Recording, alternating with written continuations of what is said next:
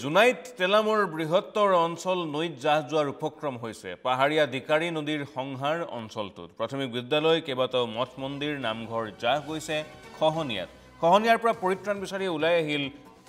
কৰৈবাৰীৰ সহস্ৰাধিক লোক হাতে হাতে কোৰ বস্তা বেলচালৈ শ্ৰমদান কৰিছে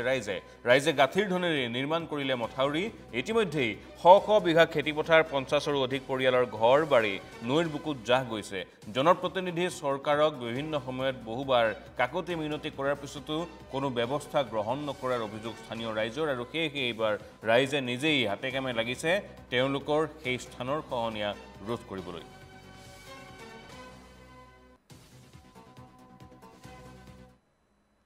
এইটো আমাৰ এইটো পাহাৰৰ পৰা বৈ অহা দিখাৰী নদীখন আমাৰ এই কৰৈবাৰী অঞ্চলটো বহুত চিলন বিলন কৰি দিলে আজি বসবাস কৰা ৰাইজে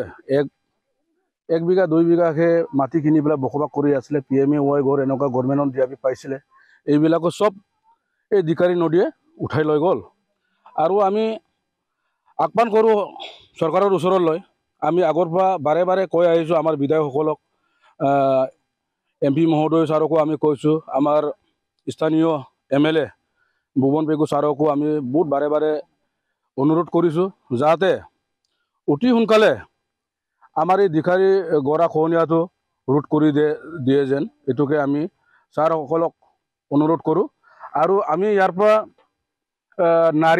নাৰীৰ পৰা দিখাৰী ব্ৰিজলৈ কমচে কম 4 কিলোমিটাৰমান ডিষ্টেঞ্চ আছে এই 4 কিলোমিটাৰ 4.5 কিলোমিটাৰ ইমান ডিষ্টেঞ্চ আছে এই ডিষ্টেঞ্চটো আমি ৰাইজেও এইটো বহুত মানে গাইডবান দি চাইছোঁ সৰু মুৰাকে স্কিমটো তেনেকুৱাকৈ পৰা নাই দিয়া নাই হ'ব বুলি কৈ থাকে আমাৰ যিটো নেকি বিধায়ক ভুৱন পেগু ছাৰো ইয়াতে আহি পেলাই আমাক বহুত বাৰে বাৰে কথা দিলে আপোনালোকৰ কাৰণে আমি ইষ্টিমেট বনাই আছে এতিয়া ৱাটাৰ ৰিচাৰ্চৰ মানুহবিলাক আহি পেলাই অতি সোনকালে আপোনালোকৰ এই গৰা খহনীয়াটো ৰোধ কৰা হ'ব বুলি কৈছে কিন্তু আজিলৈকে কৰি নিদিয়াৰ কাৰণে আমি